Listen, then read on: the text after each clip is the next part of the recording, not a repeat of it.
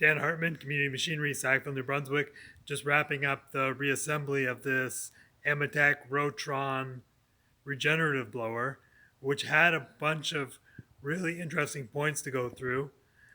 The first was these holes were not drilled and tapped, which meant sorting that out and then coming up with an idea for a puller, which we got this two pieces of 3/4 inch plywood stuck together and used a 1/2 inch piece of threaded rod.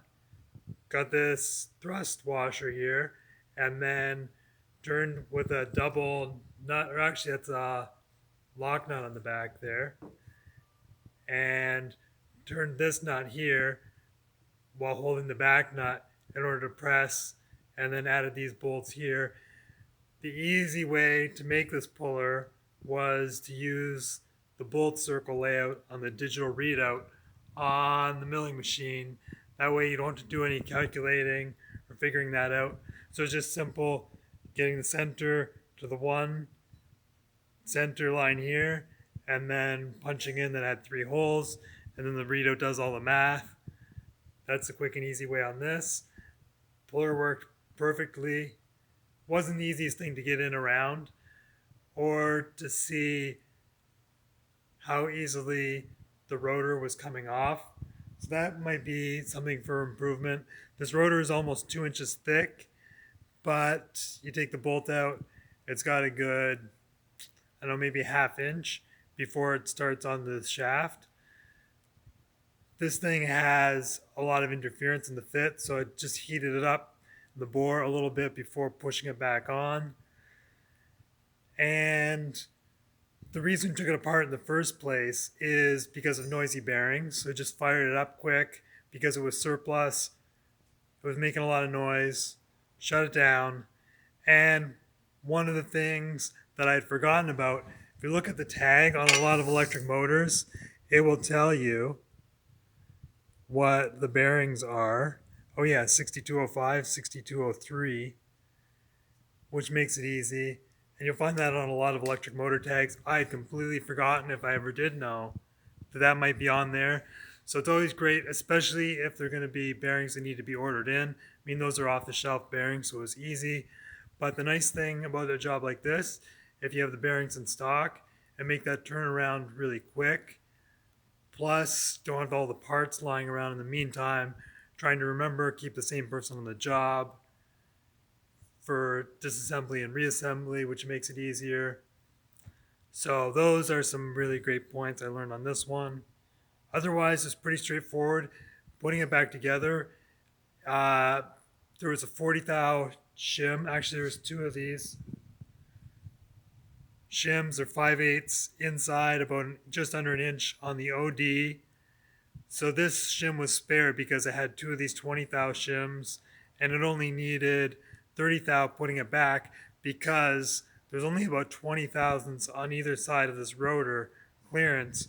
And I'll show you with the precision straight edge, there's not a whole lot of room for messing around here. So you can see that right there is about, it varies, about 18 thou to somewhere around 20 thou on here. When I finished making up the 10 thou shim, it actually measured about 12 thou because it was distorted. So something like this, and it's only got this 1/4 inch bolt, which you do not want to start using to draw that rotor in. So some of that 2 thou in that 10 thou shim is probably still there. And this is our own blower, so we're not too worried about getting it perfect. See how it works out. I'm sure there's a tolerance. It was, I mean, anywhere measuring this thing, there was at least a couple thou variance. So I split all the difference and all the numbers for the most part. And then, I mean, at this point, it's got 18 thou on this side. Maybe it's got 22 on the other in some places. So we're going to call that good enough. The thing with these blowers, they're going to create a lot of heat, which is why it's got all these fins on here. So the more that it's got clearance equal on this side and that side, the more efficient it's going to run in terms of equalizing pressure on both sides, equalizing the amount of heat created on this side and that side. That's my guess, anyhow. So, those are some of the points. I think there's one more lesson I learned on this one. Let me think about what the heck it is. Yeah, when I made that shim, that 10,000 shim, I did a stainless steel shim because that's what was in there. And cleaning it up with tin snips. So first I had some shims with a 1/2 inch inside diameter. There were round washers. So I just used a carbide milling cutter. It's actually with indexable carbide and plunged through. That left a burr. So if I did it again, I might have just used a flap wheel on the die grinder to try and open that up another 25 thou. And then on the outside, I used the original shim, went around with it with Sharpie marker to get the size, tin snipped it, and then made a mandrel with a 5/8 socket head cap screw, used a piece of 1/2 inch pipe for a spacer on the back side that I faced off in the lathe, tightened that up, and then ran it in the chuck and filed the outside diameter to get it fairly true, which turned out nice.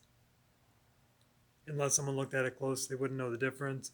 And then cleaned up with a little bit of emery cloth to smooth it out. So lots of lessons learned on making shims, and yeah, hopefully there's some kind of content in here that someone finds useful. If you get one of these, I think it's a really cool blower for the right application. This one is hoping to use it for at the welding gun, fume extractor. So this could pull vacuum or create a vacuum through about a 2-inch vacuum hose. I think it's a 2.5 inch pipe outlet, which is these here. It's got these threaded flanges. So I haven't found any fittings for this yet, but that's going to be the next step. So maybe you'll see this in future videos. I think I'll put some pictures on Instagram of the puller, and if I have some pictures of when it was disassembled. On that note, all the best with your projects. Keep having fun and stay safe.